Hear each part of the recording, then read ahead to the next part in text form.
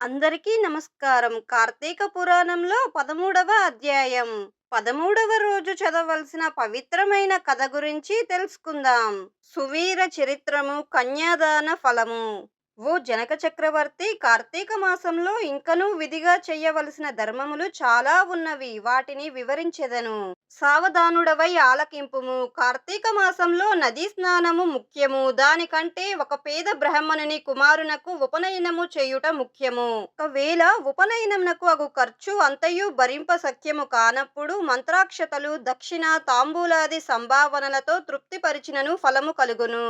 ఈ విధంగా ఒక పేద బ్రాహ్మణుని బాలునికి ఉపనయనము చేసిన ఎడల ఎంతటి మహాపాపములు చేసియున్నను ఆ పాపములనియు పోవును. ఎన్ని నూతులు తటాకములు తవ్వించినను ఒక బ్రాహ్మణ బాలునికి ఉపనయనము చేసినందువలన వచ్చు ఫలమునకు సరితూగవు. అంతకన్నా ముఖ్యమైనది కన్యాదానము. కార్తీక మాసమందు భక్తి శ్రద్ధలతో కన్యాదానము చేసిన ఎడల తాను తరించుటయే కాక తన పితృదేవతలను కూడా తరింప చేసిన వాడగును. ఇందుకు ఒక ఇతిహాసం కలదు, చెప్పెదను, శ్రద్ధగా ఆలకింపుము.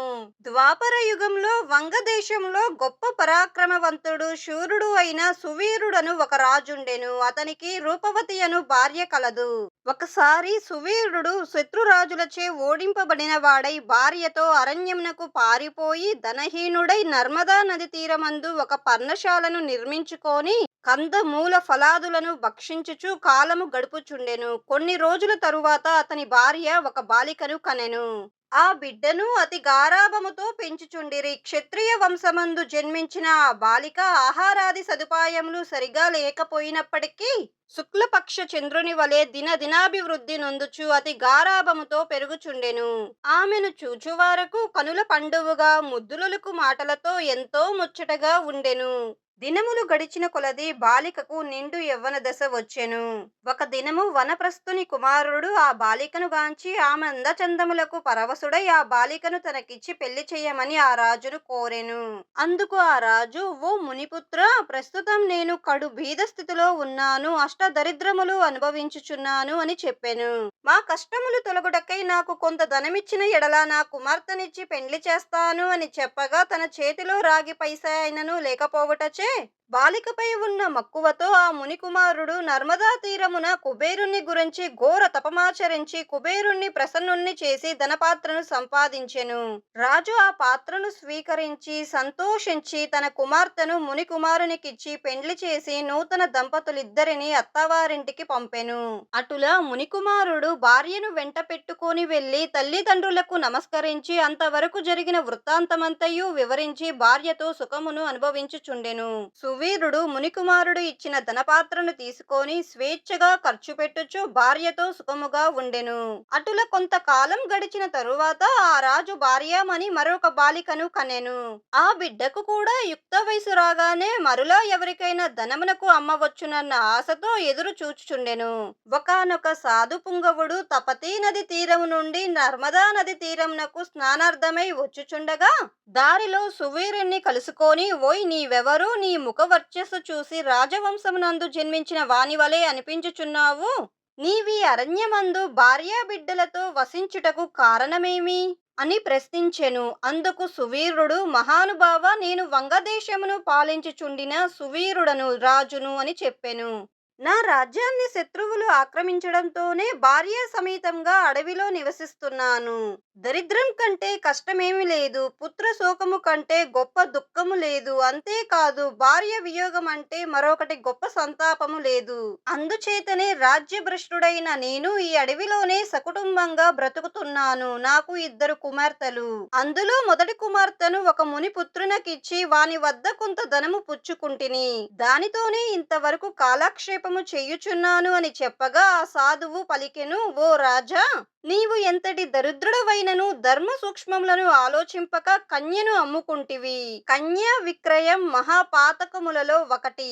కన్యను విక్రయించిన వారు అసిపత్ర వనము అనే నరకము అనుభవిస్తారు. ఆ ద్రవ్యములతో దేవముని పితృదేవతల ప్రీత్యర్థముగా ఏ వ్రతమైనను చేసినా వారు నశించుదురు. అదీనుగాక కన్యా విక్రయం చేసిన వారికి పితృదేవతలు శపించి వారికి వారికి పుత్ర సంతతి కలగనియ్యరు.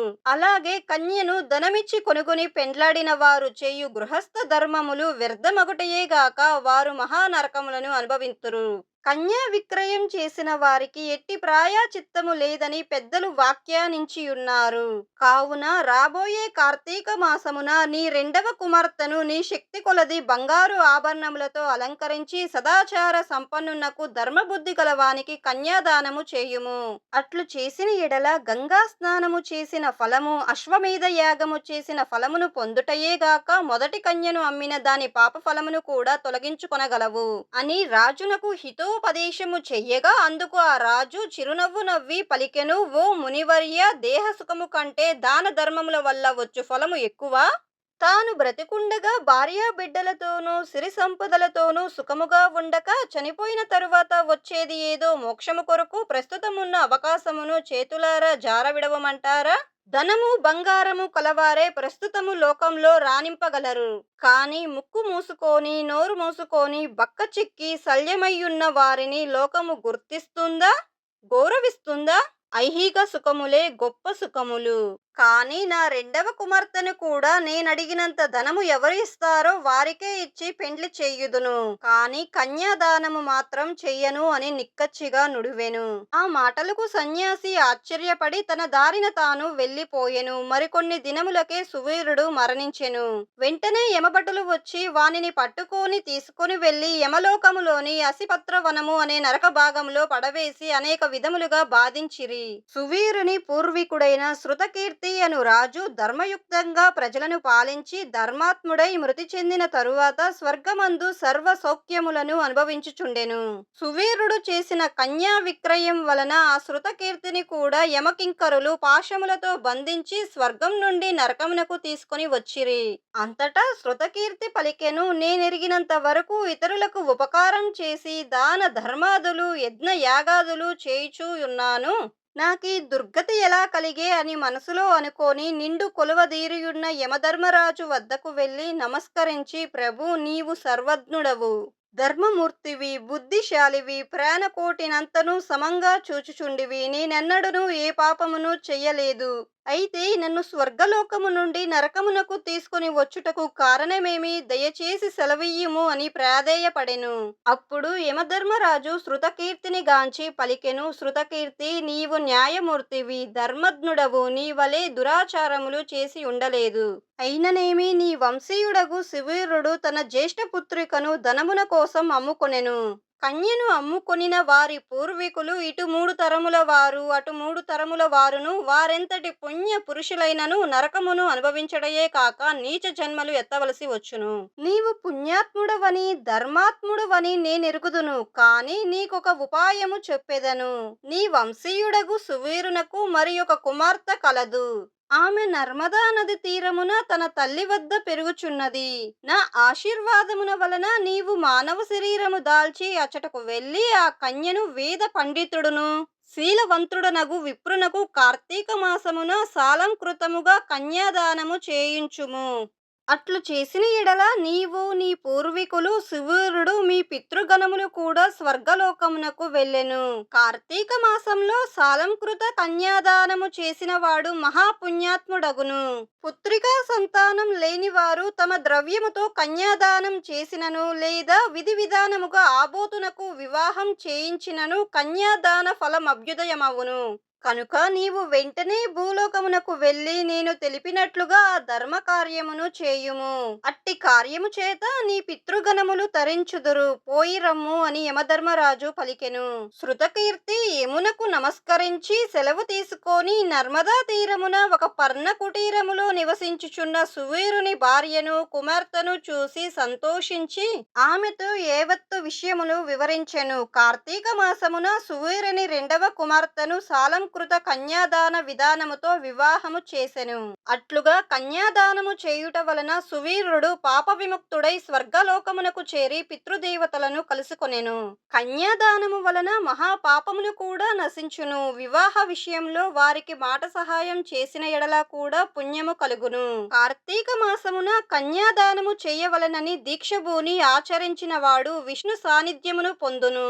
శక్తి కలిగియుండి ఉదాసీనత చూపువాడు శాశ్వత శాశ్వత నరకమునకు పడును. ఇట్లు స్కాంద పురాణంతర్గత వశిష్ఠ ప్రోక్త కార్తీక మహత్యంలో త్రయోదశాధ్యాయం 13వ రోజు పారాయణము సమాప్తము.